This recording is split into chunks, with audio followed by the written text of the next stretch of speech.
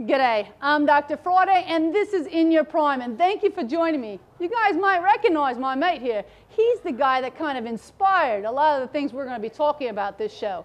But when it comes down to it, what we want to talk about is gifts that keep on giving. That's right. A lot of times we get so wound up in this holiday about buying gifts and giving, which is a great thing. But do we really put as much thought behind what we want to give and what we don't? So this time, as you know, during this time of the show, I usually answer questions from you guys that you've emailed in to my website, www.drfriday.com. And I answer them right here. And one of the questions I got is, I have a 12-year-old, and I don't want to keep spoiling him. I'm his grandmother. What can I get him that's going to help keep on giving? Well, one of the things I think people forget is that you need to start looking out for the future.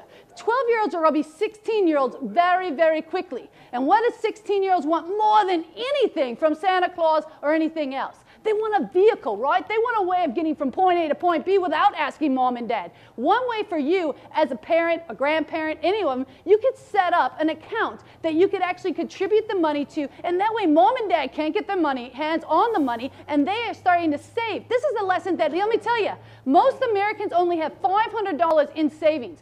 $500. We need to start teaching our kids that if they want something in the future, they have to save it now, right? It's the only way. Nothing comes without strings, I guess is the best way to put it. And you've got to learn that you pay now a little bit. It's a lot easier than coming to being 16 or 15 and a half, and then they start thinking, oh my goodness, I want a car. Hey, Santa, I want a car when I'm 16, you know? And then what happens? There's, 6 months? And then mom and dad get either stuck buying the car, which a lot of parents nowadays, let's be honest, they don't have the cash flow to do it. Or they need to start saving. They try to get a job. They find other ways. This is a way. If you've got a 12-year-old right now, let's start putting a plan together of how they're going to get their car. Not only that, let's not stop there. Let's set up an IRA, which let me tell you, right now, if this child's babysitting, doing anything, cutting grass, come on, kids have some ingenious ways of doing things. They can actually put the money into the IRA for their schooling and other things. They can buy their first home without penalty of withdrawing the money from the IRA. They can go to school, and you can help them do it. Guys,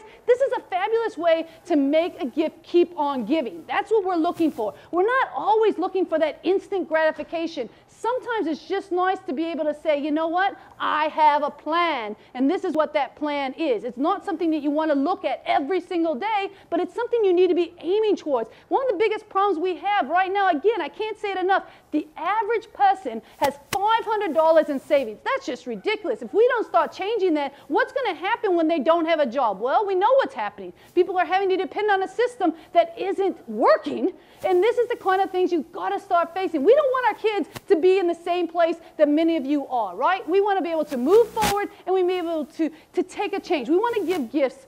This is what this is all about. Gifts that keep on giving. You guys know how I can rant on about those kind of things. Another great way of doing something like that. Another person wrote in and said, my daughter just had a newborn baby.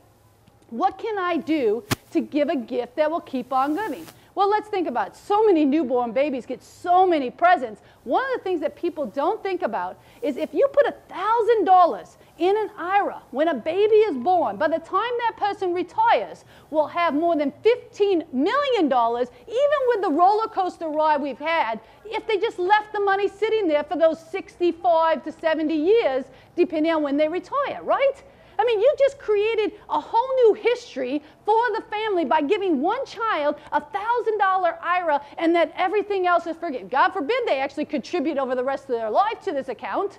This is a matter of changing your entire family history by helping a child that won't notice that grandma didn't give them anything in wrapping because they're born this year. They're too little to really remember it. Gifts are great to rip open. I'm as bad as everybody else. If I woke up Christmas morning without something under the tree to rip open and have as my present, sure. But do I want everything I own under that tree? Do I want to wake up the day after Christmas and have regrets because I've done too much shopping and I don't have any way of paying for it? This is not the way you guys want to do it. Again, if you've got a newborn child, take $1,000, put it into an IRA. Forget about it.